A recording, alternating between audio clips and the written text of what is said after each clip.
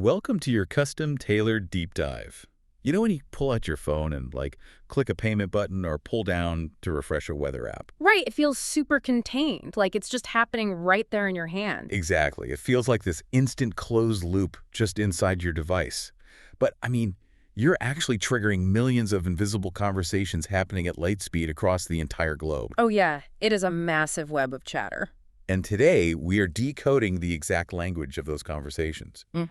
We're looking at REST APIs based on a really fascinating guide we pulled on API architecture. It's the invisible plumbing of the internet. It really is. Yeah. So to give you a clear mental model of how this works, the source uses this great analogy. Think of your phone as a customer at a restaurant. You sit down, you look at the menu, and you decide you want the latest weather data. The API is basically the waiter. Right, and that waiter takes your order, walks back to the kitchen, which in this case is the server, hands it off, waits for it to be cooked, and then brings the response right back to your table. Which is awesome because you don't need to, step into the kitchen and chop the onions yourself. Exactly. Your phone doesn't need to run all these incredibly complex atmospheric pressure calculations. It just talks to the waiter. But the question that really got me thinking is, what language is that waiter actually speaking? And, well, for the last 2 decades, the answer has pretty much universally been REST. Representational state transfer. It's quite a mouthful. Yeah, a huge mouthful. And looking at the source material, I was genuinely surprised to realize this wasn't built by some massive tech conglomerate in a boardroom somewhere. No, it wasn't a corporate committee at all. It was introduced by just one guy, Roy Fielding, in his doctoral dissertation back in, the year 2000? Yeah, 2000. And the context there is key. Fielding was already one of the principal authors of the HTTP specification. Right, the stuff that makes websites load. Exactly. So he looked at the early web, which was essentially just this giant, incredibly successful document delivery system. And he wondered, well, why couldn't we use that exact same architecture for software applications to talk to each other? Because before REST, enterprise companies were, desperately trying to invent these incredibly complex, heavy new protocols just for machine-to-machine communication, right? Oh, they were. It was a mess of bespoke plumbing. Fielding basically said, why build all this new stuff when the browser already handles the traffic so well? So if I'm getting the analogy right, if HTTP is the physical road system, REST is just the specific set of traffic laws that keeps the data moving predictably without crashing. That is a perfect way to look at it. It's a philosophy of shared infrastructure. Right. REST uses the exact same protocol a web browser uses. And, that single decision made it universally accessible from any platform. Whether it's a desktop computer or your smartphone, it just works. Yep, it speaks the native language of the web. Okay, so if REST is the traffic laws, what exactly is driving on these roads? The architecture calls them resources. Right, everything in REST is a resource. A user profile, a shopping cart, a blog post, they're all resources. And our source outlines these surprisingly strict rules about how you map them out. Very strict. It's all about predictability. Yeah, so good URL design relies entirely on nouns, not verbs, and typically plural, like /AP/users. It builds this totally predictable hierarchy. Like, if you understand the business logic of a platform, you can intuitively guess the structure of their endpoints. You don't even need to look at their documentation most of the time. That's pretty wild. It is. You just start broad, right? Like Yeah. with the collection of users, then you narrow down to a specific identity, say user 42, and then you look at their related collection of orders. So /AP/users/42/orders. Okay, I do see the elegance of that hierarchical noun structure for finding things, but I've got to push back a little here based on the source. Sure. What's the hang up? If I want the system to actually, do something, cancel an order or reset a password, why is there this strict no verbs rule? I know. It feels counterintuitive at first. Because it seems totally natural to have a web address like /amp/get-users or /delete order.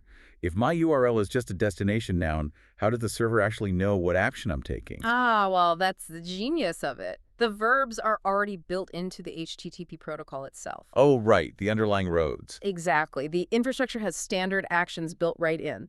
So by keeping the verbs out of the URL, you separate the target from the action. Okay, so the URL strictly identifies the resource, but the HTTP method tells the server what to do with it. You nailed it. The noun is the address, the method is the action. So if I'm knocking on the door of user 42, a GET request means I'm basically just looking through the window to read the profile. Right, just observing. But a delete request means I'm bulldozing the house. I mean, yes, a bit dramatic, but exactly. It's the exact same address, but a completely different intent. And there are others too, right? The creation and modification methods. Yeah, so POST is used to create something entirely new. PUT is used to completely replace an existing resource. And PEC is, well, for partial updates. Like just changing a user's email address but leaving the rest of their profile alone? Yep, exactly. And the source also mentions a couple of specialized ones, like head and options. Head sounded super interesting. It's for efficiency, right? It's incredibly useful. It's identical to a GET request, but it asks the server to only send back the metadata, not the actual file. So like if you want to check if a massive video file has been updated recently, you send a head request. Right, and you get the file size and the last modified date back. Without actually having to download like 5 gigabytes of video just to check? Exactly. It saves a ton of bandwidth. And then options is mostly used by web browsers for security checks. Oh, like checking permissions before doing anything risky? Right. Before a browser sends a complex request across different domains, it sends an options request, basically asking the server, hey, what methods are actually allowed here? Okay, that makes sense. But our source brings up this really critical concept regarding how these methods behave, especially when, things go wrong on the network. You're talking about idempotency? Yes, idempotency. I mean, it literally sounds like a medical condition. It really does. But it's apparently a huge deal for system resilience. Yeah, it's fundamentally about safety, right? Exactly. An idempotent method basically guarantees that doing something once has the exact same result as doing it 100 times in a row. Okay, so give me an example of that in practice. Sure. Let's say you're updating a user's status to active using a PUT request. If your network connection stutters, Which happens constantly on cellular networks. right, and your phone accidentally sends that same PUT request 5 times, the end result is still just that the user is active. The system state remains totally consistent. It doesn't break anything. Exactly. But PPOT is the danger zone here. Oh, because POST is not idempotent. Far from it. POST means create a new entity. Right, so if you were using POST to create a new order, and you drop your sell signal right as you hit the buy button. Your phone doesn't know if the server actually received the order, so it just automatically retries sending the request in the background. And if that request eventually goes through, say, 3 times, you just accidentally bought 3 identical pairs of shoes. And your credit card takes a massive hit. This actually explains so much, like those huge red warnings on older e-commerce websites. Oh, the do not click the back button or refresh this page warnings. Yes, or you may be charged twice. They were using a non-idempotent POST request for the transaction, and hitting refresh just fired that exact same creation verb again. Yep, that's exactly what was happening. Developers have to design retry logic very differently depending on the method. So a G8 request is safe to retry infinitely, but a POST request requires like complex safety checks on the back end to stop duplicate transactions. Absolutely. And this actually connects directly to another major rule in the source material, which dictates how the server handles all these interactions. The amnesia thing. Right. REST APIs are completely stateless. Meaning the server stores 0 session memory between requests. Every single interaction has to stand entirely on its own. Complete amnesia between every click. Which, I mean, let's be real. From a human interaction perspective, this sounds maddening. Oh, it sounds totally counterintuitive. If I securely log into my bank, navigate to my dashboard, and click to view my account settings, why do I have to basically reintroduce myself and prove who I am on the very next click? Why can't the server just remember you logged in 3 seconds ago? Exactly. Isn't that incredibly inefficient? Well, in a small-scale system, it absolutely could just remember you. But what happens when your banking platform needs to scale to, say, 10 million active users globally? Oh, I see where this is going. If the server has to actively maintain the session state in its memory for every single user currently browsing, its memory just fills up instantly and the whole system crashes. Wow. But the even bigger issue is load balancing. Massive web platforms don't run on a single machine. They run on massive clusters of thousands of servers. So if I log in and happen to hit server A, but my very next click gets routed over to server B. Server B has absolutely no idea who you are. Unless you continuously synchronize the memory state of millions of users across thousands of servers in real time. Which sounds like an engineering nightmare. It is a total nightmare. So by enforcing statelessness, REST elegantly sidesteps the problem entirely. Any server in the cluster can handle your next request at any time because the request itself contains all the necessary context and proof of identity. But wait, if the server truly has amnesia and forgets us immediately, how does it know what I'm asking it to do? We must have to pack a massive amount of context into every single message. We do. We pack a lot into what we call the digital envelope. Let's dissect how this payload actually gets structured. The source breaks it down into a few core components, right?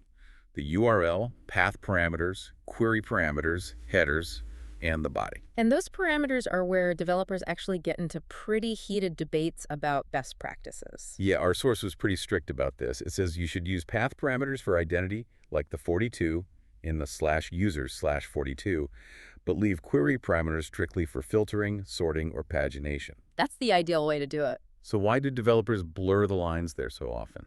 It usually comes down to, well, just a lack of architectural planning. Like, a developer might need to find a user by their email address, so they just haphazardly design an endpoint like /AP/users !email equals test at test.com. So they're using a query to find a specific identity. Right. Technically it works, but architecturally it completely violates the principle.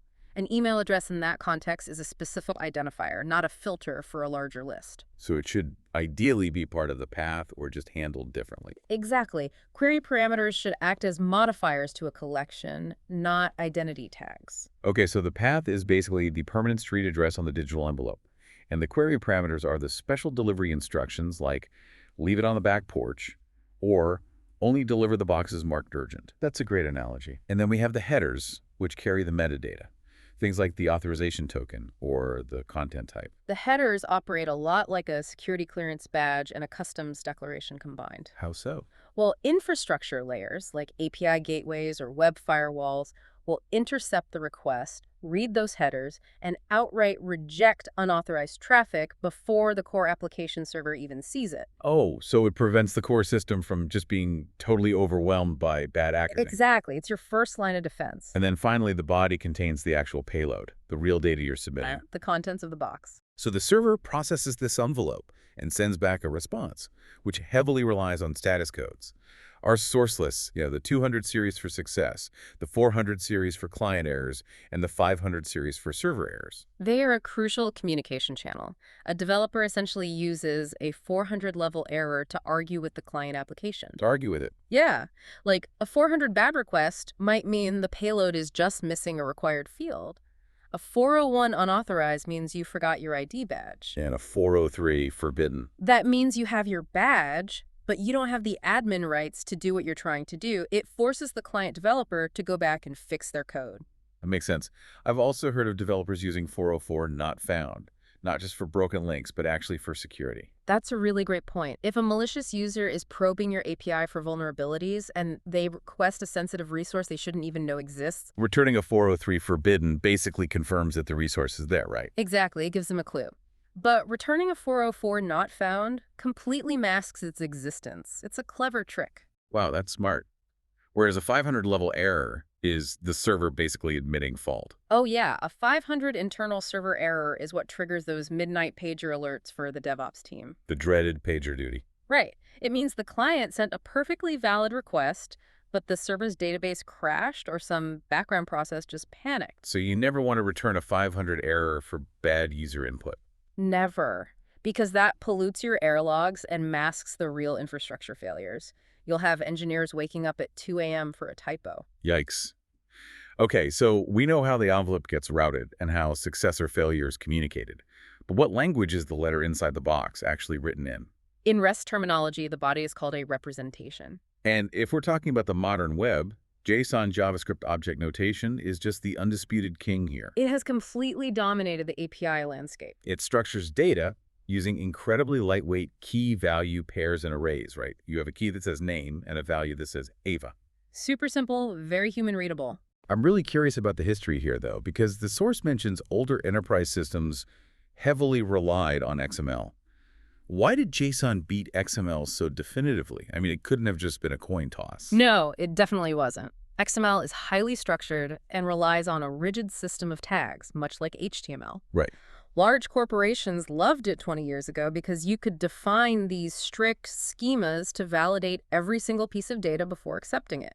But honestly, It was incredibly heavy. Heavy as in file size. Massively. For every single piece of actual data, you had layers and layers of metadata and tag It definitions. just inflated the payload size. Exactly. And worse, it was computationally expensive to parse. When the Web 2.0 boom hit and browsers started doing all this heavy dynamic lifting with JavaScript, developers realized JSON was natively compatible with the browser. Oh, because it's literally JavaScript object notation. Exactly. You didn't need to write complex parsing scripts. JavaScript could inherently understand a JSON object right out of the box. It allowed for rapid, lightweight iteration, which perfectly matched the flexible ethos of REST. But JSON isn't perfect for absolutely everything, right?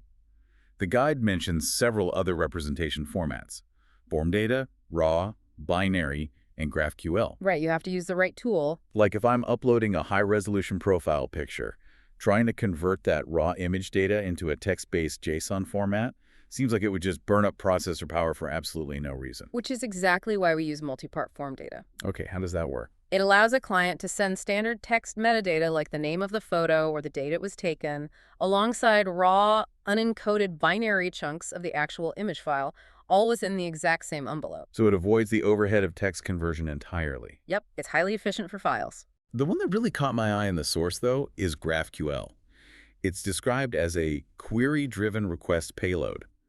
From what I gather, it's designed to solve a very specific modern problem that traditional REST struggles with: overfetching. Ah, overfetching. It's a classic REST dilemma. Walk us through it. Let's say you open a mobile app, and the screen just needs to display a user's name in their little avatar image.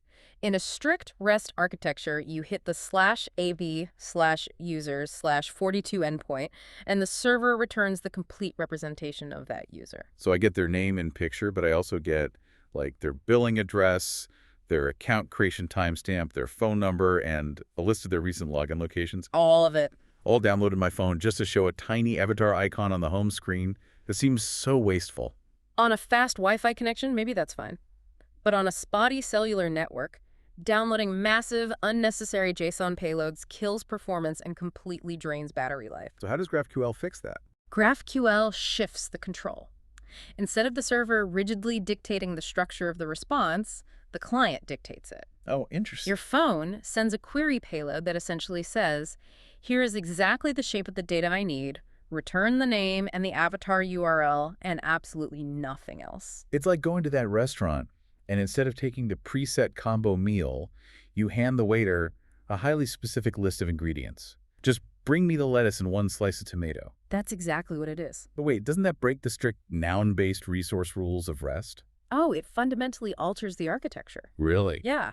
Instead of having hundreds of distinct noun-based endpoints, a GraphQL API typically has one single endpoint like /GraphQ, and all the complexity is shifted into the body of a POST request. Wow, so it's incredibly efficient for the mobile client, but it shifts a massive computational burden onto the server, which now has to dynamically resolve these complex custom queries on the fly. It's a massive trade-off. You sacrifice the predictable elegance of REST for the raw, tailored efficiency of GraphQL. Plus, because every GraphQL request is a post, you lose the ability to easily cache responses at the network level, right? Since HTTP only natively caches GET requests. Exactly. It's really about picking the right tool for the job. REST remains the foundation because it leverages the existing physics of the web, but architecture always evolves to solve new bottlenecks.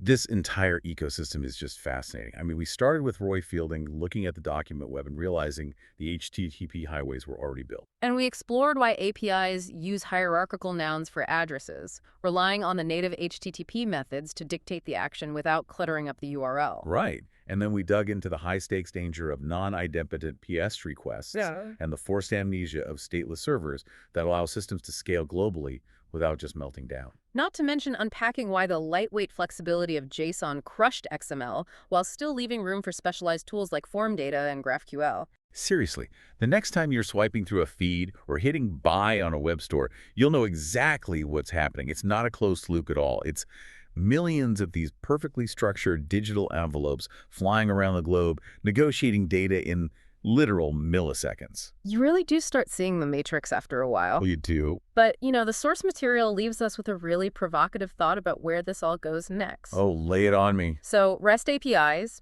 these noun-based addresses, standard verbs, and human-readable JSON formats, they were explicitly designed as a bridge. They are essentially the human-designed nervous system of the digital world, built so that human developers can easily read, debug, and understand the traffic. Because they make logical sense to our human brains. We like nouns and verbs. Exactly. But we are rapidly entering an era where AI agents are autonomously talking to other AI agents to execute complex tasks. Oh, wow. So what happens when those AI systems start dynamically generating their own APIs to communicate with each other? Will they stick to Fielding's elegant human-readable rules? Probably not. Right. Or will they bypass JSON and rest entirely, inventing some hyper-efficient, utterly alien architecture that operates in high-dimensional math we can't even parse?